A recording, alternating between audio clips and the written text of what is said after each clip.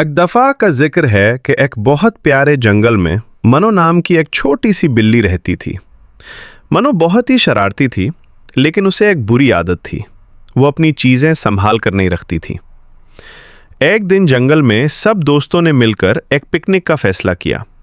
सब ने तय किया कि वो अपनी पसंदीदा खाइल की चीज़ें साथ लाएंगे।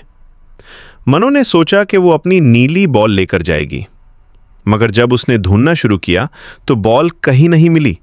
मनो की परेशानी। मनो ने पूरा घर उल्टा पाल्टा दिया। बिस्तर के नीचे देखा, वहां सिर्फ पुरानी जुराबें थीं। अलमारी खोली तो वहां खिलौनों का ढेर गिर गया। बाहर सुनहरी घास में देखा, मगर बॉल का नामो निशान ना था। मनो रोने लगी। इतने में वहां से कछुआ मियाँ गुजरे। उन्होंने पूछा, मनो तुम क्यों रो रही हो? मनो ने बताया, मेरी प्यारी बॉल खो गई है। अब मैं पिकनिक पे क्या खेलूंगी? कछुआ मियाँ का मशवरा। कछुआ मियाँ बहुत अक्लमंद थे।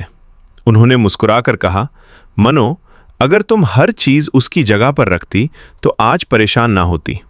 चलो अब रोना बंद करो और मेरे साथ ढूंढो। दोनों ने मिलकर ढूंढा तो बॉल अचानक कचरे के ढब्बे के पीछे से मिल गई, जहां मनो ने उसे खेल कर फेंक दिया था।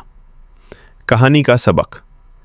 मनो बहुत खुश हुई और उसने कछुआ मियाँ से वादा किया कि वो हमेशा अपना कमरा साफ रखेगी। खेलने के बाद खिलौने उनकी सही जगह पर रखेगी।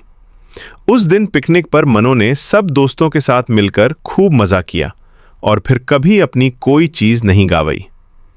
नतीजा, अपनी चीजें संभाल कर रखने से हमारा वक्त भी बचता है और हम परेशानी से भी बचते हैं। प्यारी बच्चों, क्या आप अपनी चीजें संभाल कर रखते हैं?